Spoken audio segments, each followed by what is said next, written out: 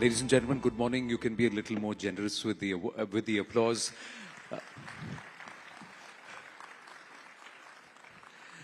He has the ability to underplay to the level that we don't know the extent of responsibilities and role that he has in the establishment and the government. But he's also someone who specifically made time for Rising Bharat Summit 2025. So, Dr. Jitendra Singh ji, namaste and बहुत-बहुत धन्यवाद. Thank you, very kind of you. I'm sure this is going to be a learning experience for me as well. So, thanks for making me a part of this. Sir एक passage इसी से मैं शुरू करना चाहता हूं. वक्त से जुड़ी डिबेट के मूल में तुष्टीकरण की राजनीति है. पॉलिटिक्स ऑफ अपीजमेंट है. ये तुष्टीकरण की राजनीति कोई नई नहीं है. इसका बीज हमारे स्वतंत्रता संग्राम के समय ही बो दिया गया था. आप सोचिए, भारत से पहले, भारत के साथ साथ और हमारे बाद दुनिया के कई देश आजाद हुए, लेकिन कितने देश ऐसे थे जिनकी आजादी की शर्त विभाजन थी. आजादी के साथ ही वो टूट गया. भारत के साथ ऐसा क्यों हुआ? क्योंकि उस समय राष्ट्रहित के ऊपर सत्ता का मोह रख दिया गया. ये प्रधानमंत्री Narendra Modi ji at the rising Bharat summit less than 24 hours ago. Yeah, Anand, I think जो प्रधानमंत्री जी ने कहा है, nobody could have summed it up better than what he's done in a very polite, very subtle manner, which has, of course, very crude connotations. And since you raked up this, I'll ask you to give me 2 or 3 minutes because I have always had very strong views on this. And I have gone on record, in fact, I have written a number of times, also said once in the parliament, that the partition of the Indian subcontinent was possibly the greatest blunder in the recent history of the world. और एक बड़ा मूल प्रश्न ये है, nobody raises this, who asked for partition? There was no public demand, there was no yearning in any section of society. It was just the ambition of 2 individuals, Nehru and Jinnah, because you couldn't have 2 prime ministers in a single country, so they carved out one each for each one of them. And the British Empire made the best use of this ambition of theirs to divide. In fact, Mountbatten initially had another plan to divide it into 3 parts. Hindustan, Pakistan or Princesstan. Thankfully, thanks to Sardar Patel, he didn't let that happen. But जो बुनियादी सवाल जो कहीं नहीं बोला जाता वो ये है कि in fact, while the so-called political protagonists of Pakistan were demanding an Islamic state or Islamic nation on the basis of 2-nation theory, the common man, even in the Muslim community, was opposed to it. There was a forum of the Muslim intellectuals and Muslim writers called the Progressive Writers Forum, जिसमें साहिर भी थे, जिसमें कैफी भी थे, मोहसिन भोपाली भी थे. They had actually very vehemently opposed the idea of partition. So much so that, and in fact, even when this happened, they were so disgusted that they had no hesitation in writing about it. फैज़ अहमद फैज़ वहाँ चले गए, तो वहीं थे लाहौर में. तो वहाँ से उन्होंने लिखा कि ये दाग दाग उजाला, ये शब गुज़ीदा शहर, वो इंतज़ार था जिसको ये वो शहर नहीं. When he saw the riots happening. And Sahir went to Pakistan actually, but he stayed there for about 2 years. I think somewhere towards the end of 1949, he came back, very disgusted. And he wrote immediately, कि रहबरे मुल्क बता, ये किसका लहू ये कौन मारा. And then later on, a few years later, he went on to write another beautiful poem, which of course Raj Kapoor incorporated in one of his movies. जब दुख के बादल पिघलेंगे, जब सुख का सागर छलकेगा, जब अंबर झूम कर नाचेगा, जब धरती नगमे गाएगी. जिस सुबह की खातिर मर मर के हम युग युग से जीते हैं, जिस सुबह के अमृत की धुन में हम जहर के प्याले पीते हैं, इन भूखी प्यासी रूहों को एक दिन तो कर्म फरमाएगी.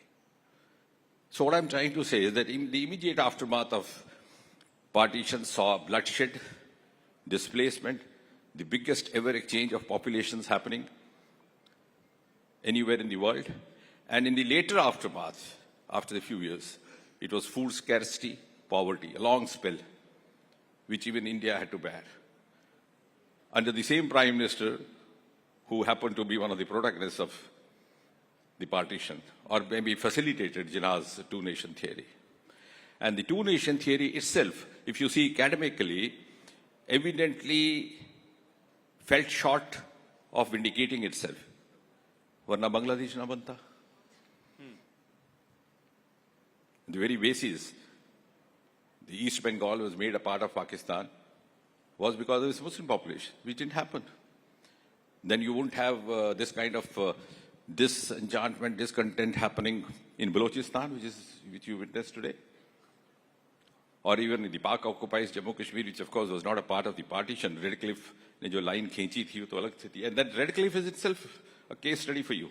You know, the story of Redcliffe, he was an attorney. Lord Mountbatten wanted a legal expert to do so. So he came here. He stayed there just for about 30 days or so in Delhi, didn't move out. But they say he was a great brainy guy. So he drew a line on a map, depending population ka study karke, and that came to be known as the Redcliffe line. In fact, Firozpur ka hissa bhi katne wala tha. So then there was a rethinking कि साहब जम्मू कश्मीर बिल्कुल ही cut off हो जाएगा. And then this link came. And intelligent as he was, because I have with me about 500 books on partition, written by Indian victims, the Pakistan victims, those who went abroad and settled because there was a window period you could choose even a Commonwealth country. And of course, last month only one young lady journalist from UK has written a book on the families. And there are also books written by the British authors. And one of the British books mentions that when Redcliffe's task was over, he handed over his documents to Lord Mountbatten. He had at the back of mind that this was going to be disaster. So he wrote a letter to his stepson. He said, my task is over. I'm coming back before more than 1 million people rendered homeless come looking for my blood. So he knew what he was doing. Yes.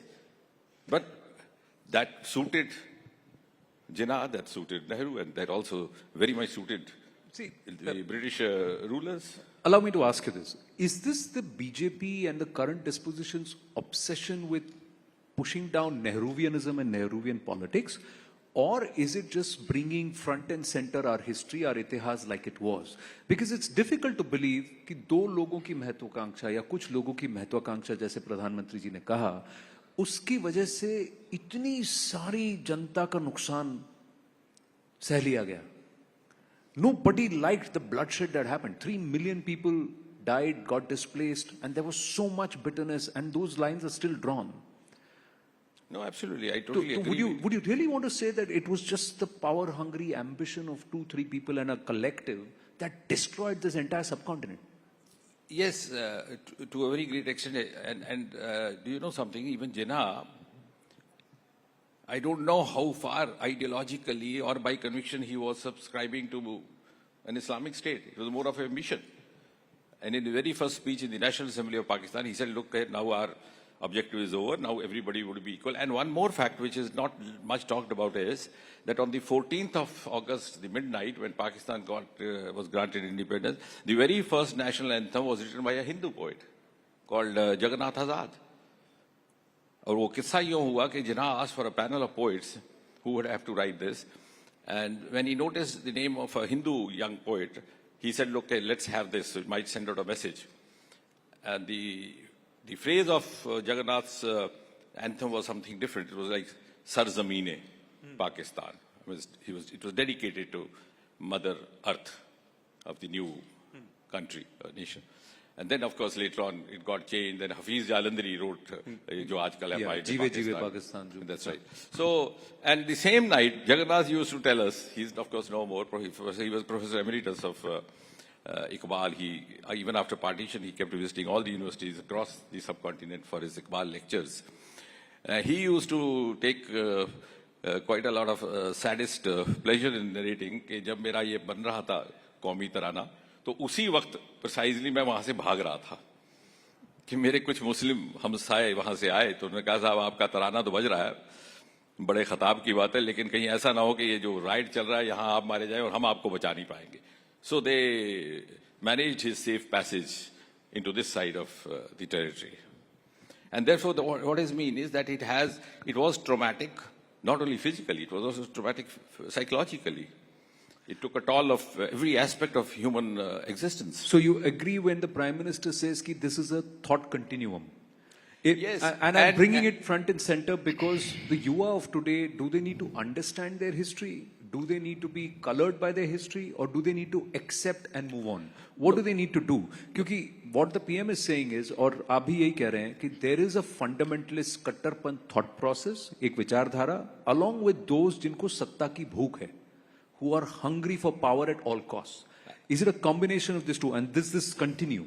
Absolutely. So is the Waqf to be seen from that perspective? Yeah, absolutely. The two are intertwined, and they tend to supplement each other to the convenience of these handful of.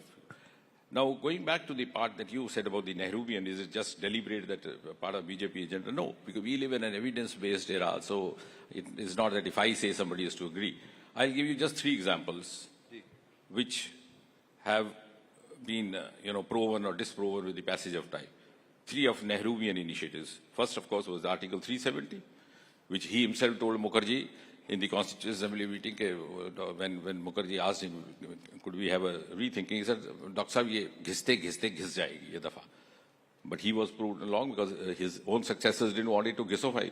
They found a vested interest in A. Second, his China. Sardar Patel kept warning him, but यहीं पर इसी दिल्ली की में चौवनलाई को parade कराया गया था in an open car, and just 3 years later there was the Chinese attack, तो वो भी खत्म हो गया, the Chinese policy. Third, the non-aligned movement. Non-aligned movement died its death in just 1 decade, because Mrs. Gandhi was the one who did that. She got into an Indo-Soviet accord when there was an imminent threat of Pakistan aggression happening, and US at that point in time siding apparently with Islamabad. तो वो भी खत्म, non-aligned भी खत्म. तो 3 जो उन्होंने concept दिए थे वो तीनों उन्हीं के 10-15 बरस के अंदर खत्म हो गए. And this, of course, this appeasement became a convenient tool for vote bank politics. And then it went on and got deeper and deeper. And of course, Waqf bhi usi ka natija aaya, Shahbano bhi usi ka aaya. But BJP, right from the beginning, from the times of Sama Prasad Mukherjee, has followed the mantra, the basic mantra of appeasement to none, justice to all. So justice, not to a single section of society, justice to every section of society, including Muslims, including Hindus, including Buddhists. So why should we have a different policy for someone who is subscribing to a particular religion? So it's, I think, doing justice to even the Muslim brethren. It's not doing them any harm. Sir, there is a serious thought process now कि हिंदू आपको vote देते हैं, आप उनके लिए कुछ नहीं करते. मुस्लिम्स लार्जली बीजेपी को वोट नहीं देते, आप उन्हीं के लिए सारे लेजिस्लेशंस पास कर रहे हैं. इंस्टेंट 3 तलाक हो गया, वक्फ हो गया. तो there is this whole thing कि जो वोट दे रहे हैं उसके लिए कुछ नहीं कर रहे, जो वोट नहीं दे रहे हैं उनके लिए आप कर रहे हैं. And all in the garb of trying okay justice for all appeasement. इसीलिए मैं कहता हूं कि मोदी जी ने इस देश में हमारी राजनीतिक संस्कृति को बदलने का काम किया है. He is try to bring a change in the very political culture of this country, the way the politics is practiced. ये नहीं है कि उसने वोट नहीं दिया तो उसको नहीं देना. ये कांग्रेस का कल्चर था. हमने देखा एक पानी की जल की ड्रिंकिंग वाटर की नालियां पाइप्स डाली जाती थी. जिस कॉलोनी में जनसंघ वाले होते थे वो उसको छोड़ देते थे. पर मोदी जी ने पहले दिन से ही कहा कि मेरी सरकार गरीब को समर्पित, किसान को समर्पित, महिला को समर्पित, जो वंचित है उस तक पहुंचेंगे, जो पिछली सरकारों की खामियां रहेंगी उसको पूरा करेंगे. हम ये नहीं कहेंगे. आपको हैरत होगी, मैं कुछ समय तक संगठन की ओर से काम देखता रहा यूपी के वेस्टर्न यूपी का. मोहल्ले के मोहल्ले जहां केवल और केवल मुसलमान बसते हैं, प्रधानमंत्री आवास योजना के तहत पक्के हो गए. मैं उनसे जाके पूछता था, मेरे पास वीडियो भी अगर आपको दिखाएंगे. वो कहते हैं साहब हमसे पूछिए. तो फिर हम कहते थे कि पिछली बार वोट नहीं दिया था ना. तो वो मुस्कुरा के कहते, जवाब ना देते. तो मुझे लग रहा है कि मोदी जी ने ये वोट पॉलिटिक्स से बढ़ करके, हट करके, ऊपर उठ करके एक नई राजनीतिक संस्कृति का आगाज करने का प्रयास किया है इस देश में. We have to reach out to those who need us, the live to the wisdom of the person whom to vote for. तो ऐसा नहीं है कि अगर किसी ने वोट नहीं दिया तो उसके लिए करना नहीं है और किसी ने दिया तो उसके लिए ज्यादा करना. फिर कांग्रेस और इसमें फर्क ही क्या रह गया? And this is precisely the reason which Sama Prasad Mukherjee cited when he founded the Jansangh. He was asked by RSS what was he looking for. We would look for a kind of an approach where we would be part of the decision making. At the same time, we would not follow the policy that Congress has been following. So you're saying you're trying to change the political discourse and the approach to governance. Let me also just quickly ask you on this entire political part of it, that do you plan to continue going down this path? And should history need to be revised? जगहों के नाम बदल दिए, शहरों के नाम बदल दिए, या मान लीजिए जो ओरिजिनल नाम थे आपने रिस्टोर कर दिए, जिस तरह से भी आप उसको देखना चाहें. Is this not revisionism? What do you want the yuva to do? Should they read history, accept it as it is, and then move on? Or should they be colored by it and say, "ओछा ये तुमने school में गलत पढ़ा, अब ये पढ़ो और इसी के आधार पर अपनी धारणाएं बनाओ"? नहीं, honestly speaking, जो आपने पहला पार्ट पूछा कि would you like to go down, I think I'm too small a person to respond to such a lofty question. There are, leaders sitting out there, policy makers. I'm just an ordinary karyakarta. But having said that, having been groomed, This is how he underplays his role. no, sorry, but having been groomed and trained in the political culture of the party that I belong to, I think even if you take it from the point of view of youth, it's one of the best times happening for the youth of India. And if you give me 1 minute, I'll explain to you 2-3 levels. Because as I said, we've been taught to speak with the evidence, otherwise the youth don't, accept. आजकल तो वो जमाना है कि माता पिता भी कहते हैं बेटे को कि भाई फ्लां पार्टी को वोट डाले, तो वो फेसबुक से निकालता है कि पिताजी देखिए कितना दुष्ट आदमी है. So you can't, carry yourself with a youth like that. Lekin, in fact, the other day in the podcast, somebody asked me, any regret and any wish? I said, no regret, because God would be angry if I started regretting. But wish, of course, I wish I was a youth in this age and times. You're the second leader to say that. On the Rising Bharat Summit platform, second political leader to say that you are lucky that you are in this generation. No, I tell you how. I tell you how. Please. First, the opportunity that is available now was not there. We were just about 350 startups in 2014. Now we've gone to 1.75. We are number 3 in the startup ecosystem. Our global innovation index was 81. Now we are 39. We were taken very non-seriously as publishers of some research papers or even researchers. Today we stand number 4 in number of publications. Now some of the cynics say, no, आपकी publication का standard और होना चाहिए. That's because you can say, but publication आनी तो शुरू हुई. Till 30 years back, there was no habit of documenting in this country. In patent, we are number 6. And you know what is the difference now? 55 to 56% of the patents are Indian residents. यहीं पे पैदा हुए, यहीं प्रशिक्षण हुआ, यहीं काम किया, यहीं शोध किया और यहीं सक्सेस स्टोरी निर्माणित की. नहीं तो पुराने जमाने में ये भी एक लाछन था कि अरे क्या हुआ, हरगोविंद खुराना था तो आपने क्या किया, वहां गया तो उसको नोबेल प्राइज मिला. चंद्रशेखर, अब ऐसा नहीं है. The second level, I tell you, there's so much of unleashing of opportunities happening that I am witness to it, because we have a number of schemes even to facilitate some of the youngsters who want to come back. We have a Web scheme for young scientists, researchers, innovators to come back if they wish to. We incentivize that also. So many of them want to come back. But my advice to them is कि भाई अगर आप जा रहे हो तो 5-6 साल का प्लान करके जाओ. ये ना हो कि आप वहां जाके सोचें कि वहां जाके फिर प्लान करेंगे. तो होता क्या है कि once 5-7 years are gone by, then the other factors, extraneous factors, take over. Once your children are in the adolescent age, you want to come back, but your children say, okay, you choose between us and choose between going back. So the other factors come in. Tisra, the esteem. In my age, if an Indian went to the West and introduced himself as Indian, he was not taken very serious, not even looked up to. Today, there's a premium on being known as an Indian. Do you know, we were in Berlin last year. There's so many of Indian startups, 12 food outlets, because they also combine entrepreneurship. मैंने उसको पूछा, भाई ये 12 खोल दिए food outlet, यहाँ तो Indian diaspora ही नहीं है. तो बोला, सर ये सिर्फ हिंदुस्तानियों को थोड़ी खिलाया है, हमने तो अंग्रेजों का टेस्ट बदल दिया. And most of the European startup groups had Indian boys and girls. So I asked one of the European heads of the group, I said, why do you prefer our boys and girls? You know what he said? उसने एक लंबी फहरिस्त गिनवाई, ये, and in the end says, the best part is they don't take a weekend off. So इतना सारे गुण ये अब समझ में आने लगे. So if you go out, even Pakistanis are now introducing themselves as Indians. That means there's a definite premium on being an Indian. So the esteem has gone up, and that has raised our confidence. That has also raised our aspiration level. अच्छा, You look at the civil services, for example, because I'm also dealing with the academy. Yeah. एक time था जब आपकी civil services में आंध्र प्रदेश, केरला, तमिलनाडु, यहाँ से बिहार वगैरह जो traditional. Now you have toppers from Punjab, toppers from Haryana. You have 30% girls. For 3 years consecutively, I think 15, 16, 17, we have 3 girl toppers. पहले वो ईरा सिंगल आ गई, फिर वो एक टीना डाबी, फिर नंदिनी. ऐसा लगने लगा कि ये तो अव्वल नंबर रिजर्व हो गया. So that rising of aspiration among the youth has also happened because now they feel that they have an equal opportunity. पहले तो होता था कि साहब ये हमारे बस के बाहर है. And I think the credit again goes to Prime Minister Modi. You remember, which is not often recalled now, soon after this government came in, because I happen to be associated with DOPT, one of the first decisions in the first 3 months was to do away with that practice of getting your documents attested by a gazetted officer. And that sent out a huge, huge message. Look at now this is a government and now this is a prime minister who has the capacity to trust the youth of this country.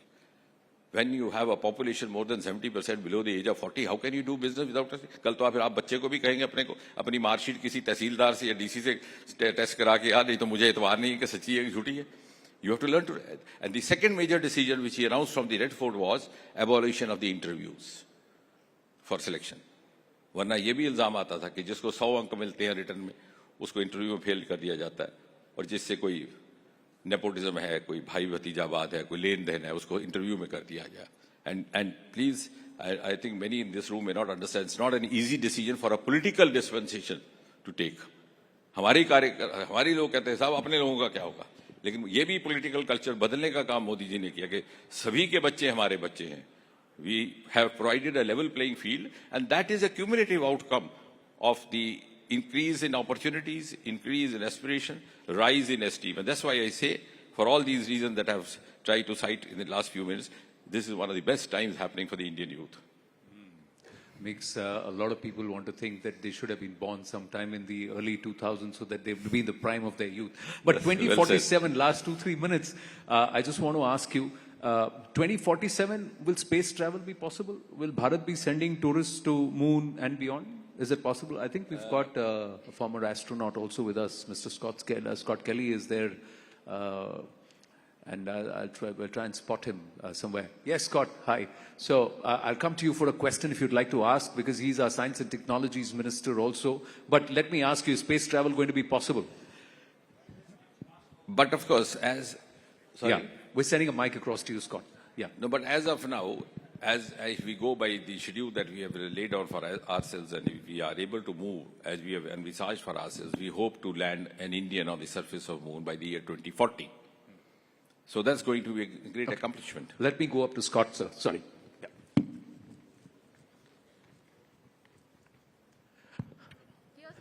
Yes. Well, that's in 15 years. My brother said at one point, he used to say, particularly about going to Mars, it's not about rocket science, it's about political science, meaning the money. So I think you probably have the technological capability. It's really whether you want to make the investment or not. So I'm confident if India decides that they want to land an Indian astronaut on the moon, as an example, in 15 years, assuming you make the investment, it's absolutely possible. He's saying 15 years. Can we do it faster, sir? Yeah, well said. That's precisely the schedule that we have laid out for ourselves. 2040 is the year where we hope to land an Indian on the surface of moon. And before that, by 2035, and India's own international space station, which will be named as Bharat Space Station. So, see, technology-wise also, Anand, I think broadly speaking, we should realize, and that's why I say that one of the best times happening for the youth. Today, we are running in the same level as any other nation in the world. For example, we are among the 4 or 5 nations in the world who are into quantum technology. We have a quantum mission. We are the first who have come out with a vaccine in COVID. Now, the importance of that is that India was never taken seriously as a healthcare nation, even our society. अगर कोई बीमार हो जाता है 3-4 दिन इंतजार कर लो. अगर ठीक हो गए तो माता का आशीर्वाद, माँ जी का. नहीं ठीक हुए तो पिछले जन्मों का कर्म. So we had homemade placebos. Right. Now, the same country which was not taken seriously by the world as a serious country, not taken seriously for curative healthcare or therapeutic healthcare, is being seriously taken as a global leader in preventive healthcare. देखिए कितना बदलाव आया। That's a और shift, इसी yeah. तरह से television for example, it happened in America in 1950s। आप देखिए पिछले जितने प्रधानमंत्री हैं, जवाहरलाल नेहरू हैं, लाल बहादुर शास्त्री, आप आर्काइव्स में जाइए, उनके जितने भी टीवी इंटरव्यू तब के हैं जब वो विदेश गए तो बीबीसी ने उनका इंटरव्यू लिया। Because television happened in this country only around 1970। आपको आधे घंटे का चित्रहार देखने को मिला और तब तक वहां कलर हो चुका था। And the famous election 1960 where John Kennedy turn the tables on Nixon happened because of a TV debate, but here हमें पता ही नहीं था टीवी क्या डिबेट है। Now thanks to guys like you, now you are at par. We are no longer 15 years behind them. So that also has added to our esteem, also added to our the opportunities, and added to the kind of perception that the rest of the world holds about India, as has been now said by Scott.